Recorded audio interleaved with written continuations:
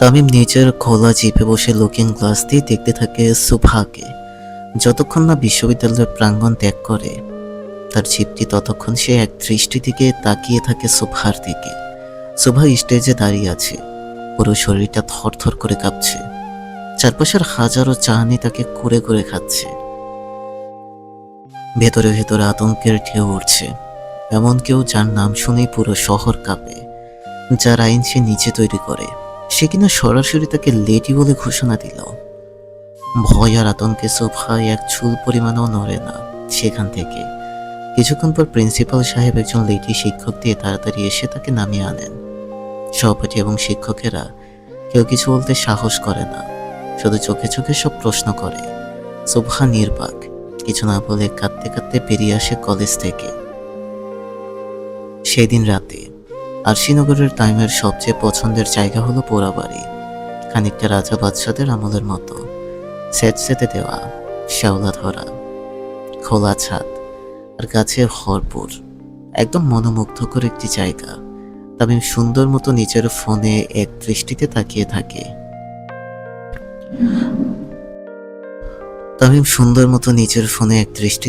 থাকে।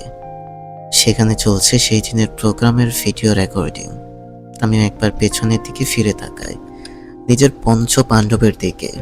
তামিম তাকানোর সাথে সাথে তারা পাঁচজনই দৌড়ে চলে আসে আর চারপাশে হাঁক হয়ে দাঁড়ায়। কালকের মেয়েটার সব ডিটেলস চাই, নাম, বয়স, পরিবার, কোথায় থাকে, কি করে, সব। পাঞ্চপাণ্ডব ভয়ে হয়ে মাথা নাড়ে, কারণ তারা জানে তামিম যখন কোনো কিছু চায় তখন সেটা আকাশের চাঁদ হলেও এনে দিতে হয়। তামিম হালকা এসে আবার স্ক্রিনের দিকে তাকায়, চোখে সেই ভয়ঙ্কর রূপবতী নারীর ছায়া। এ কোনো মরণ খেলার ইঙ্গিত পাচ্ছে রে, খেলা? মাহির সতর্ক হয়ে প্রশ্ন করে। দিনের খেলা, মহব্বতের খেলা। তামিম তার কালো চশমা খুলে ফু দিয়ে আবার পরে ফেলে। এই ফাঁদে পড়লে হয়ে যাবে আমার সর্বনাশ। কালামানিক একটু হাঁপ নিয়ে বলে, ভাই আপনার জন্য তো কেউ ফাঁদ খুঁড়ে শান্তি পাবে না। দিন শেষে দেখবেন নিজেই সেই পাতে পড়ে আছে। কালামানিকের কথা শুনে বোমা সাকিব ওর মাথায় একটি কাট্টি মারে। তুইও কালা, তোর চিন্তাও কালা। ভাই প্রেমের কথা কইছে। সবাই খুব উচ্চস্বরে হেসে ওঠে, আর তামিম আবার সেই স্ক্রিনে দৃষ্টি নিক্ষেপ করে। ওয়েলকাম টু মাই লাইফ পরি। শিকদার বাড়ি। আজ বাসায় ফিরে মাকে কিছু বলতে পারিনি সুবহা। অবশ্য অন্যান্য দিনও যে বলে এমনটাও নয়। সুবহা খুবই চাপা স্বভাবের একটি মেয়ে, শান্ত, বচনভঙ্গি সুন্দর, সবার কথা শুনে আর খুব মিষ্টি স্বভাবের। মইনুল হোসেন এবং ফাতেমা বেগমের বড় মেয়ে সুবহা। সুবহার বাবা একজন ব্যাংকের কর্মকর্তা হওয়ায় তেমন বেশি বাবার সাথে ঘনিষ্ঠতা নেই সুবহার। কিন্তু বাবা বলতে অন্তঃপ্রাণ মেয়েটি, তাই বাবার মতোই ব্যাংকার হতে চায় সে। কিন্তু তার এই পড়াশোনার লক্ষ্যভেদ করে ঢুকে পড়ছে আর অন্য চিন্তা। সুবহা রাত হওয়ার বিছানায় ছটফট করে। বারবার তামিম সরকারের সে মৃত অথচ হুমকিময় শব্দগুলো মনে পড়ে। She is my lady. ওর আশেপাশে কোনো ছেলেকে দেখেছি, সেজন্য নিজ দায়িত্বে নিজের কাফনের কাপড় কিনে রাখে। এ কথাগুলো সুবহার মনকে তছনছ করে দেয়। সে সারা রাত খুব ভয়ে কাটায় আর অনেক উল্টাপাল্টা চিন্তা করতে থাকে। সে জানে এটা কোনো সাধারণ হুমকি নয়, এটা তার জীবনের শুরু হতে চলা এক অন্ধকার অধ্যায়ের ঘোষণা। পরদিন সকাল। প্রতিদিনের মতো আজকেও ঠিক সকাল 8:45-এ কলেজে যাওয়ার জন্য রেডি হয় সুবহা। আর তাকে নিতে এসেছে তার 3 বান্ধবী কলি, কাকলি আর মান্তাসা। কলি আর কাকলি জমজ হওয়ার পরও তাদের মুখমণ্ডলে বেশ ভিন্নতা রয়েছে, যার ফলে তাদের মধ্যে প্রায়ই কে বেশি সুন্দর এটা নিয়ে ন্যায় যুদ্ধ চলে। সুবহা এবং তার বান্ধবীরা কলেজে যাবার জন্য বের হয় আর রিক্সা খুঁজতে থাকে, কিন্তু কোনো রিক্সায় পায় না তারা। এর মধ্যে তাদের সবার সামনে একটি কালো রঙের BMW উপস্থিত হয়। দুটো অপরিচিত লোক বেরিয়ে আসে। একজন এগিয়ে এসে বিনয়ের সাথে বলে, ভাবি আপনার জন্য গাড়ি পাঠিয়েছে তামিম ভাই। সোফার মুখ শুকিয়ে যায়, হাঁটু কাঁপতে থাকে, ভয়ে এদিক ওদিক তাকাতে থাকে, যদি কেউ দেখে ফেলে সেই ভয়ে। ভাবি সাহেব, ওঠেন না গেলা? সোফা খুবই বিনয়ের সাথে বলে, দেখুন আমি যেতে পারবো না, আপনারা প্লিজ চলে যান। কালামানিক আবার বলে ওঠে, ভাবি আপনি যদি না আসেন ভাই কিন্তু কাম ফালায় আইব আপনারে নিতে।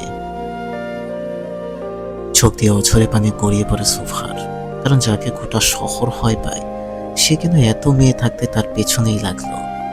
সোফা কোনোদিন কল্পনাও করেনি তার জীবনে এমন ঝড় আসবে তামিম সরকার নামের। সুভা আর কোনো কিছু চিন্তা না করে তার 3 বান্ধবীকে নিয়ে সোজা জোরে জোরে রাস্তা দিয়ে হেঁটে যেতে থাকে। সরকার বাড়ি আরশিনগরের প্রাণকেন্দ্রে অবস্থিত বিশাল ডুপ্লেক্স বাড়িটি সরকার ভিলা, যাকে সবাই সরকার বাড়ি নামেই বেশি চেনে। সাদা মার্বেলের মতো চকচকে ফ্লোর, বিশাল লন, কাচের জানালা দিয়ে দেখা যায় শহরের ব্যস্ততা। এবারের প্রতিটি ইটে কাঠে মার্বেলে মিশে আছে ক্ষমতার গ্রাম।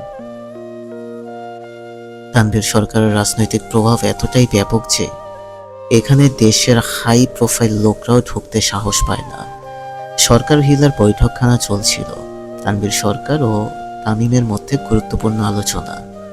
আমি চাই না আপনি রাজনীতির জন্য কোনো বিপদে পড়েন বাবাজান। বিভিন্ন নেতাদের চোখ আপনার উপরে। তামিম ঠোঁটে এক চিলতে হাসি টেনে বলে, আমার ফোন নাম্বারটা দেখলেই যেখানে তাদের প্যান্ট ভিজে যায় সেখানে নজর। আব্বাজান, আমি এমপি তামিম সরকার, পরে আগে আপনার ছেলে অর্থাৎ প্রধানমন্ত্রী তানভীর সরকারের ছেলে। আমার পেছনে লাগা সোজা না। তানভীর সরকার হালকা হেসে বলেন, আপনি শুধু আমার ছেলে না, আমার অমূল্য সম্পদ। তামিম আর তানভীর সরকারের কথার মাঝেই ছোট করে তামিমের ফোনে একটি টেক্সট আসে, যেটা দেখার পরপরই তামিমের মুখের নকশা বদলে যায় আর সে উঠে বেরিয়ে আসতে থাকে সরকার ভিলা থেকে। গল্প ভালো লাগলে লাইক, কমেন্ট ও শেয়ার করে পাশে থাকুন। এই গল্পটি সম্পূর্ণ কাল্পনিক। এতে বর্ণিত সমস্ত চরিত্র, ঘটনা, সংলাপ এবং পরিবেশ শুধুমাত্র সাহিত্যিক কল্পনার অংশ। বাস্তব জীবনের কোনো ব্যক্তি, সংগঠন বা ঘটনার সঙ্গে এর মিল খুঁজে পাওয়া সম্পূর্ণ কাকতালীয়।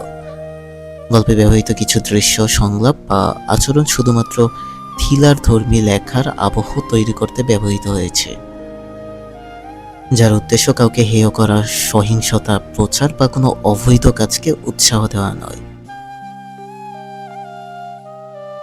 ধন্যবাদ।